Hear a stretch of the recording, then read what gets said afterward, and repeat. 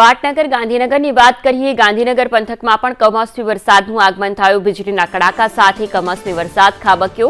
વરસાદ આવતા જ વાતાવરણમાં કોલ્ડ વેવની સ્થિતિનું નિર્માણ થયું છે। ગાંધીનગરના અનેક વિસ્તારો વરસાદથી પ્રભાવિત થયા છે। ગ્રામ્ય વિસ્તારમાં વરસાદી માહોલ જોવા મળ્યો છે। સંવાદદાતા હિરેન પાસેથી વિગતો લઈશું। હિરેન, ગાંધીનગર પણ બાકાત નથી, વરસાદી માહોલ જામ્યો છે, કેવી સ્થિતિ?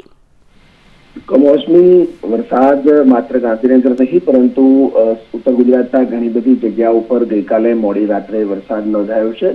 ગાંધીનગર શહેર અને આસપાસના ગામડાઓમાં પણ ગઈકાલ બપોર પછીથી વાદળછાયા વાતાવરણ વચ્ચે મોડી રાત્રે લગભગ 11:30 વાગ્યા પછી વરસાદી ઝાપટું જોવા મળ્યું હતું। આજે પણ સવારથી ધુમ્મસની ચાદર જે પ્રકારે હોય એ પ્રકારની સ્થિતિ ગાંધીનગરની અંદર જોવા મળી રહી છે।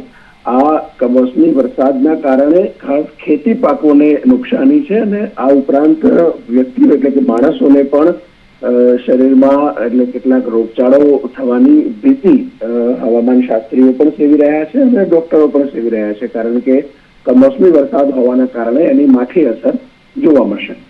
જી હિરેન, આભાર વિગતો બદલ।